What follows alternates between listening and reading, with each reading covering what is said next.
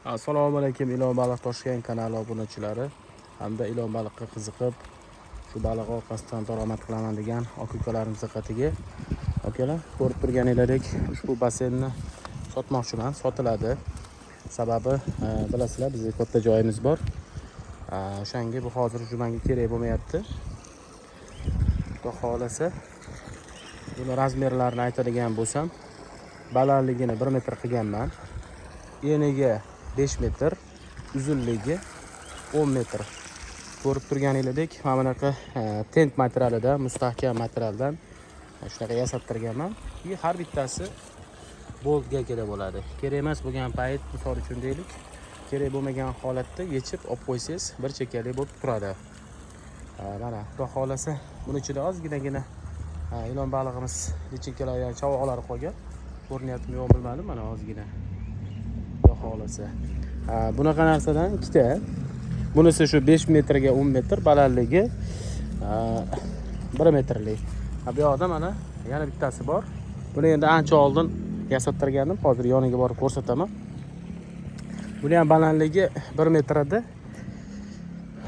Eniga 4 metr, uzunligi 9 metrlik qilingan.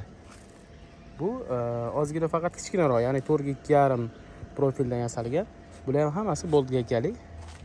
Materiali ham tent materialidan. Mana hammasi boltga kerak qilingan akalar. Jumanga bu kerak emas. Shu boya aytganimdek, hamma baliqlarimizni shu katta joyga, ya'ni ko'lni atrofiga shunaqa kichkina yerdan kovlab shunaqa qilganmiz. Agar kimda kim afrikanskiy laqqa boqaman degan odamlar yoki местный laqqa boqaman yoki ilon baliq boqaman degan aka-ukalarimiz uchun juda ham bir qo'l keladi. Lekin bir narsa aytib o'tay. Bunaqa basenda ko'paytira olmaysiz. Bunaqa basenda faqat go'sht uchun, misol deylik, shunaqa mana bunaqa ko'rib turganingizdek chavoqlarni olib, ya'ni ilon baliq bo'ladimi, местный laqqa bo'ladimi, afrikanskiy bo'ladimi, shunaqalarni olib go'sht yo'nalishida boqib daromad qilsangiz bo'ladi. Ko'paytirmoqchi bo'lsangiz, ya'ni ikrasini olaman deydigan bo'lsangiz, bu unga to'g'ri kelmaydi.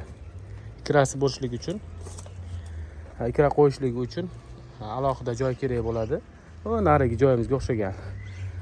Xudo xolasa, buni narxini 10 million so'mga berib yuboraman.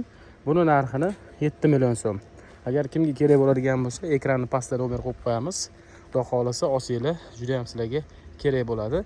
Agar baliq boqmayman desangiz, misol deylik, suv to'ldirib qo'ysangiz ham bo'ladi. Umuman olganda kerakli narsa.